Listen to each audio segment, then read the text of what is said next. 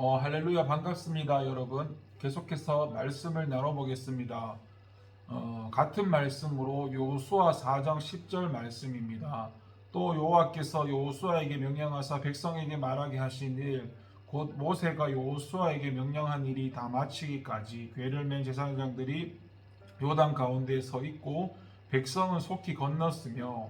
여러분, 우리가 서로 협력할 때 선을 이룰 수 있습니다. 10절을 보시면 제사장들이 언약궤를 장시간에 걸쳐 메고 서 있는 동안에 백성들은 속히 건넜다라고 우리에게 보도하고 있습니다.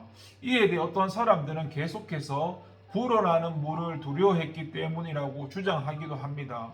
물론 그러한 점이 전혀 없지는 않았을 것입니다. 그러나 그보다는 언약궤를 메고 있는 제사장들을 생각해서 빨리 건넜다는 것이 훨씬 설득력이 있습니다. 이것은 참 아름다운 장면을 우리에게 연상시켜 주는데요.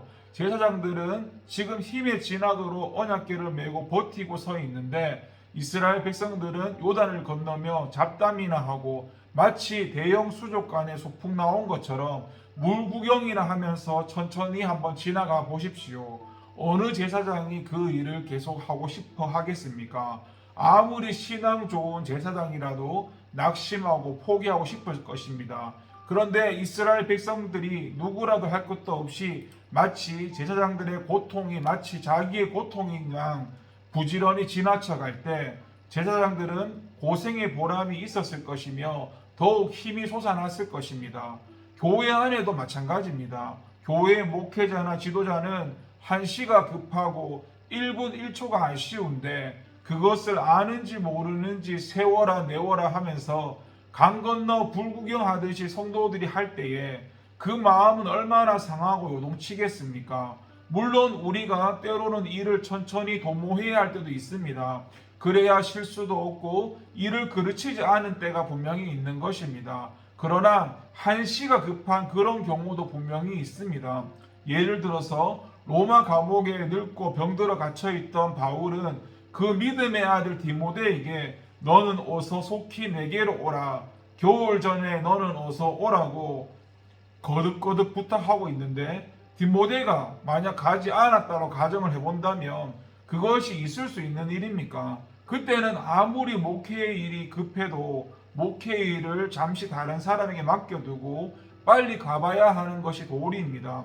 우리말에 도둑질도 손발이 맞아야 한다고 했습니다. 성도와 성도, 목회자와 목회자, 성도와 목회자 간에는 이렇게 손발이 맞아야 하는 겁니다.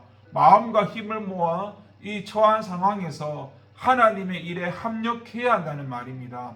바울은 우리가 알거니와 하나님을 사랑하는 자, 곧 그 뜻대로 부르심을 입은 자들에게는 모든 것이 합력하여 선을 이룬다고 로마서 8장 28절에서 이야기했는데요.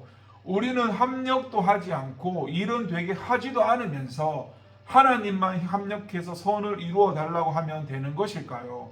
그렇지가 않습니다. 하나님이 합력하여 선을 이루시는 분이듯 성도도 항상 서로 힘을 모아서 합력함으로 선을 이루어야 하는 겁니다.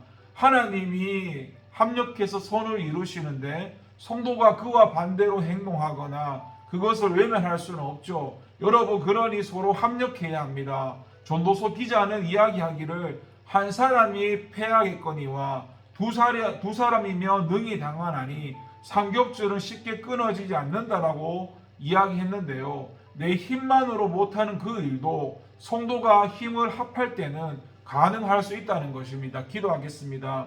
하나님, 예수님이 머리 되시고 그 지체가 되는 우리 모두가 예수님 안에서 하나로 뭉쳐서 한마음 한뜻으로 달려갈 수 있도록 도와주시옵소서. 감사드리고 예수님의 이름으로 기도합니다. 아멘.